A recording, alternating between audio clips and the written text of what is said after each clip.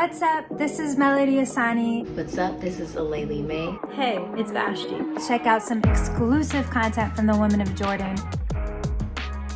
So these are my babies that I designed in 2010.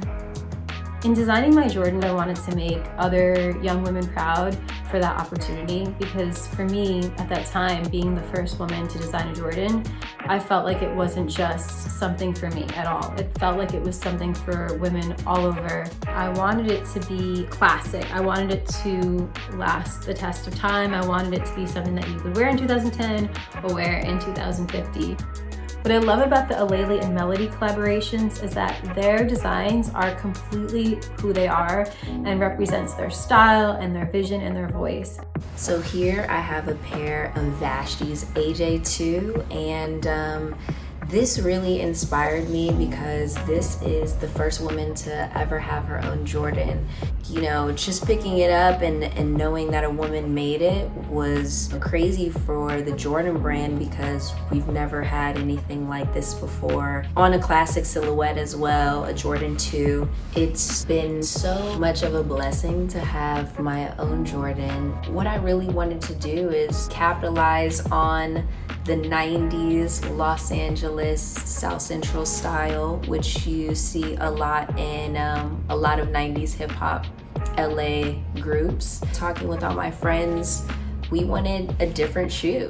I was just over the moon. It was a fulfillment of a long time dream for me that I didn't even know I had or was possible. And I was greatly inspired by the women around me, but namely one of my best friends, Julie Burns Walker, and I put her quote on the shoe around the midsole, which said, "If you knew what you had was rare, you would never waste it." And one of the ways that I try to pay it forward is through my products. And so making that Jordan as my first shoe, and then being able to put that quote on it, and then seeing the ripple effect of how that quote touched other people, was the fulfillment of not only one of my greatest dreams, but I'm sure the dreams of my ancestors, dead and alive alike. So it was a beautiful full circle moment. The 90s was such an incredible time, combining a mesh of so many different worlds. Skate and b-boy, you had hip hop and grunge, you had streetwear and runway, and I think that's also what made it so special. So I'm a 90s kid, and of course I love 90s hip hop, 90s R&B, 90s sports. It was the birth of streetwear, essentially.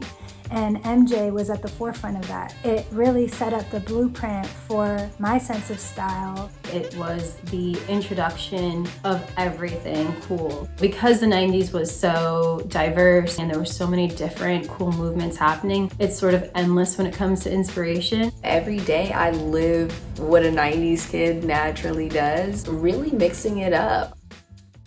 Right now, I'm just really practicing my creativity, putting together outfits, setting new goals, finding new inspiration, and also going back and revisiting old inspiration. I also chant a mantra. I really get to focus on getting centered. I'm definitely spending time meditating every single day. Meditation offers a sense of quiet and calm. Working out and taking care of myself has been a huge part of my life for a long time now.